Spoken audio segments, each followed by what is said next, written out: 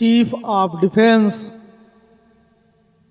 General Bipin Rawat ji,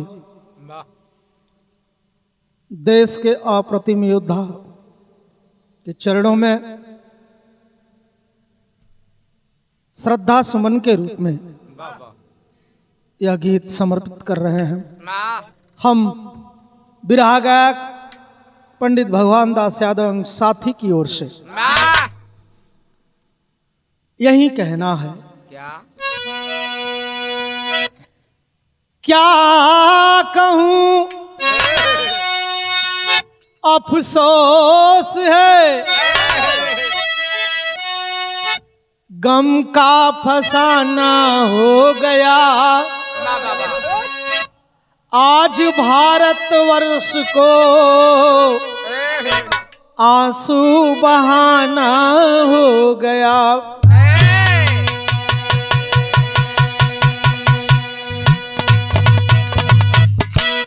अप्रतिम योद्धा रहे जनरल बिपिन रावत असल,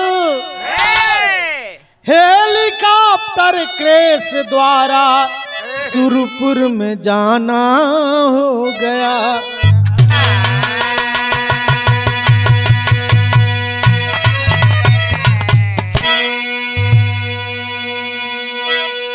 सोने के चिरैया का टूटल जानू पखिया,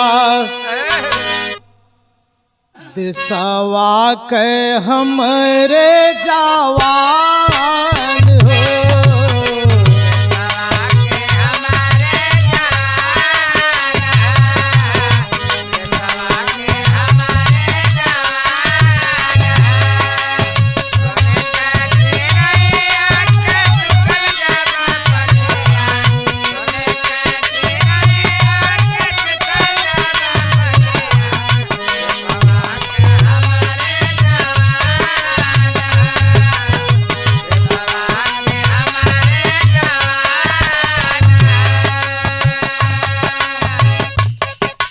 लिली गईले काल, लिली गईले काल मुहा बाई के मुदैया, लिली गईले काल मुहा बाई के मुदैया।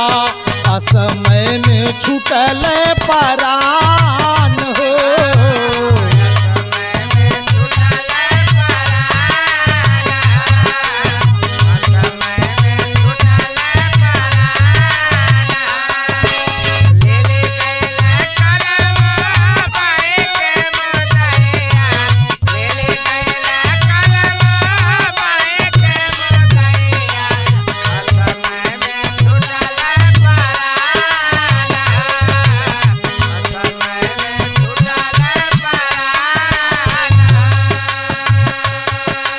रक्षा सुरक्षा उपदेश बादे बढ़ के,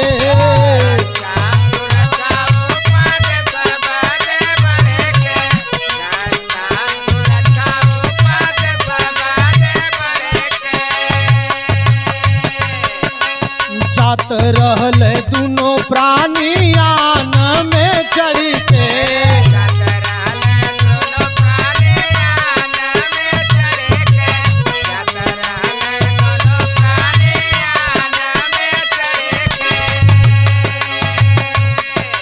संगवा में देशवा के कीमती रतनवा, संगवा में देशवा के कीमती रतनवा। 13 गो रहे नौजवान हो,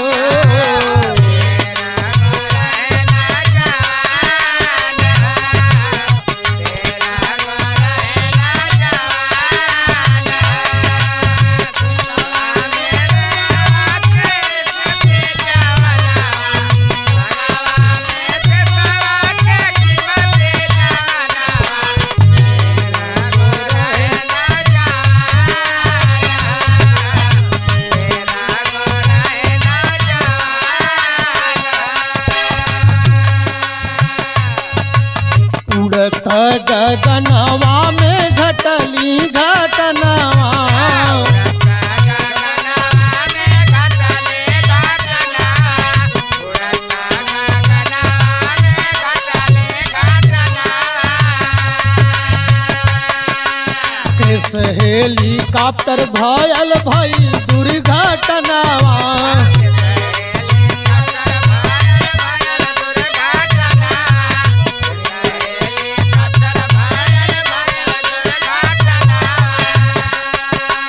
मची गईले हाय हाय सुनत खबरिया मची गईले हाय हाय सुनत खबरिया शोक में डूबल हिंदुस्तान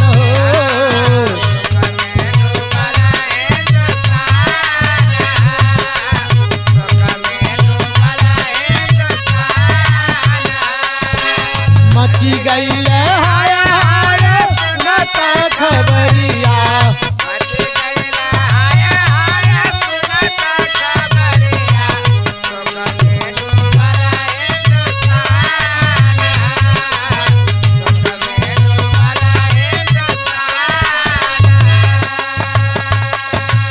फिरले जन्म यही देशवा में प्रहरी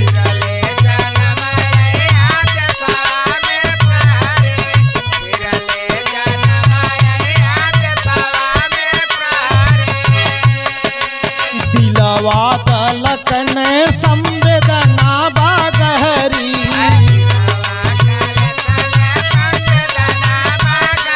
दिलवा तरक ने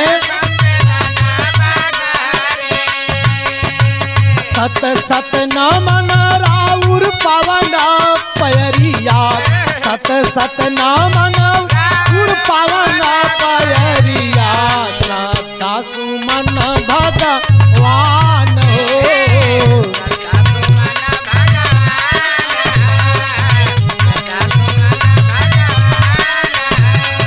सत सत नमन पयरिया नमन राउर पावन पयरिया दासु मन भगवान